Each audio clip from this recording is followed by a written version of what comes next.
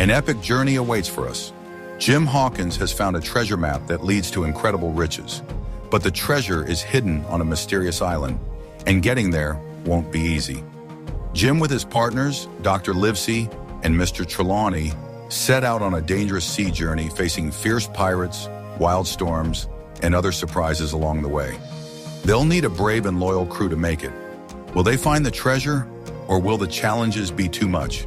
Stay tuned until the end to find out. Let's get started. The time before we set sail felt like an eternity. Nothing went as planned. Dr. Livesey had to leave for London to arrange for someone to take over his medical practice, while Squire Trelawney busied himself in Bristol, overseeing the ship's preparations. As for me, I was left behind at the hall under the care of Redruth, the old gamekeeper. Life at the hall was quiet and dull, but my mind was anything but. I spent my days daydreaming about the treasure map and the adventures ahead. In my imagination, I explored every inch of the island. I climbed the tall hill marked Spyglass, fought off wild animals, and even battled with savage tribes. Yet for all my fanciful ideas, none of them came close to the strange and dangerous journey that awaited us. Weeks passed slowly until one day, a letter arrived addressed to Dr. Livesey. On the outside it was marked, "To be opened in case of his absence by Tom Redruth or young Hawkins." I eagerly opened the letter. Redruth, who wasn't much of a reader, let me take the lead. The letter was from Squire Trelawney, written at the Old Anchor Inn in Bristol, and it was packed with thrilling news. Old Anchor Inn, Bristol, March 1st, 17. Dear Livesey, the ship is ready. She is a beauty, a schooner named Hispaniola, 200 tons, and easy to handle. A child could sail her. I owe this find to my good friend Blandley, who worked tirelessly on my behalf.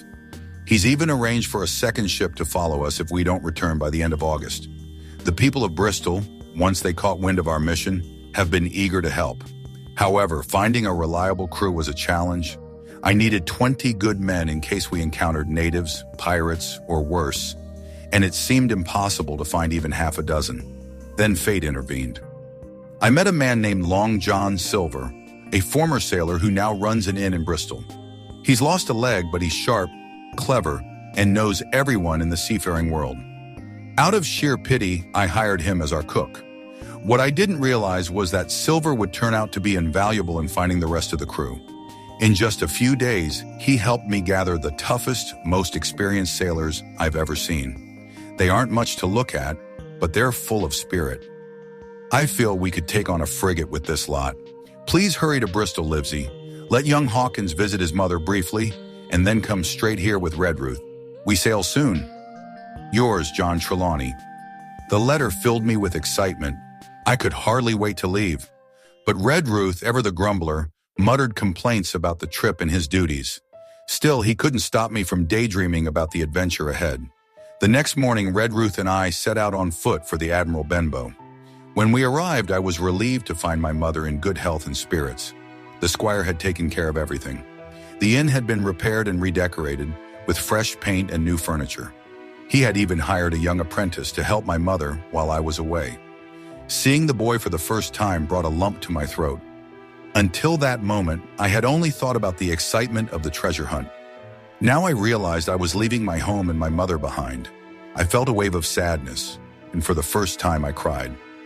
That night I stayed up late, thinking about my family, my home, and the adventure ahead. The next day, after saying tearful goodbyes, Redruth and I set off again. I turned back once, catching a final glimpse of the Admiral Benbow before it disappeared from sight. We traveled by mail coach, a long, bumpy ride that stretched through the night. When I finally awoke, the coach had stopped, and the sun was already high in the sky. "Where are we?" I asked groggily. "Bristol," said Redruth. "Now get down." We made our way through the busy streets to the docks, where Squire Trelawney was staying at an inn near the water. The sight of the harbor amazed me. Ships of every size and nationality lined the quays. Sailors shouted to one another, cargo was hauled to and from the vessels, and the air was thick with the smells of salt and tar. Though I had lived near the sea all my life, I had never seen anything like this. It felt as if the entire world had gathered here. and the energy of the place filled me with excitement. When we reached the inn, Squire Trelawney greeted us with a broad smile. "The ship's ready and the crew is complete," he announced. "Dr. Livesey arrived last night, and we set sail tomorrow." After breakfast, the squire handed me a note addressed to Long John Silver at an inn called the Spyglass. My job was to deliver it. I was thrilled by the chance to explore the bustling docks again, and I set off eagerly. The Spyglass was a small but well-kept tavern with a brass telescope hanging outside as a sign. The place was lively, filled with loud, rough sailors, but clean and tidy inside. I hesitated at the door, nervous to enter. Before I could decide what to do, a tall, one-legged man came out of a side room, moving easily on a crutch. He was large and strong, with a pale but cheerful face. He looked nothing like the terrifying pirates I had imagined. "Mr. Silver, sir?" I asked timidly, holding out the letter. "That's me, lad," he said, taking the note. "And who might you be?" When he saw the squire's handwriting, he smiled and offered me his hand. "Ah, so you're our cabin boy. Pleased to meet you, lad." I shook his hand, surprised by his friendly manner. Just then, a man near the door hurried outside. I recognized him instantly. It was Black Dog, one of the pirates from the Admiral Benbow. "Stop him!" I shouted. "It's Black Dog!" Silver's cheerful expression turned to one of anger. "That scoundrel hasn't paid his bill!" he roared. "Harry, run after him!" A sailor leaped to his feet and dashed out the door in pursuit. Meanwhile, Silver turned back to me. "Black Dog, you say?" "A buccaneer?" he asked, his voice low and serious. "Yes, sir," I replied. "I saw him at the Admiral Benbow with a blind man named Pugh." Silver's face darkened, but he quickly regained his cheerful demeanor. "Well, lad, it's good you spotted him. If he's up to no good, we'll make sure Captain Trelawney knows." Despite his friendly tone, I couldn't shake the feeling that Long John Silver was hiding something. For now, though, I had no proof. When the men who had chased Black Dog returned, they looked embarrassed. Out of breath, they admitted they'd lost him in the crowd. Long John Silver, ever the quick thinker, sighed deeply and shook his head. "Now look here, Hawkins," he said with a pained expression. "Isn't this a cursed hard thing for a man like me? There's that scoundrel Black Dog sitting in my tavern, drinking my rum. You see him, plain as day, and what do? Let him slip away right under my own blessed nose. What's Captain Trelawney going to think of me now?" He turned to me with a pleading look. "Hawkins, you're a sharp lad. Do me a favor, will you? Tell the captain I tried my best. What else could I do with this old leg of mine? Back in the day when I was a proper sailor, I'd have caught him in no time. But now," he trailed off and shook his head sadly. Then, as if suddenly remembering something, he smacked his forehead. "The score! Shiver my timbers! I forgot all about the 3 glasses of rum that rascal didn't pay for." With that, he collapsed onto a bench and burst into laughter. It was such a hearty laugh that tears streamed down his face. Before I knew it, I was laughing along with him, though I wasn't entirely sure what was so funny. When he finally stopped laughing, Silver wiped his cheeks and said, "Ah, Hawkins, you and me, we'll get along fine, but enough joking. Duty is duty, my boy. Let's go report this to Captain Trelawney. This is serious business." As we walked along the bustling docks, Silver proved to be an excellent guide. He pointed out ships of different sizes and types, explaining their names, uses, and origins. Some were sleek and fast, built for trade, while others were bulky and designed for cargo. "Look there," he said, gesturing to a ship with tall masts and broad sails. "That's a fine merchant ship. Carries goods across the seas, she does. And over there, see that one? That's a frigate, built for speed and war." He told me stories about life at sea, sharing sailor slang and teaching me phrases like "splice the main brace" and "batten down the hatches." I repeated the words after him, and he nodded approvingly when I got them right. For a moment, I forgot my suspicions about him. Long John Silver seemed friendly, clever, and full of good humor. I thought to myself, what a fine shipmate he'll make. When we reached the inn, we found Squire Trelawney and Dr. Livesey sharing a drink before heading to the ship. Silver greeted them cheerfully and began recounting the incident with Black Dog. He told the story with such enthusiasm and detail that I couldn't help but admire his storytelling. "And wasn't that how it went, Hawkins?" he'd say, turning to me for confirmation. I nodded every time. It was all true after all.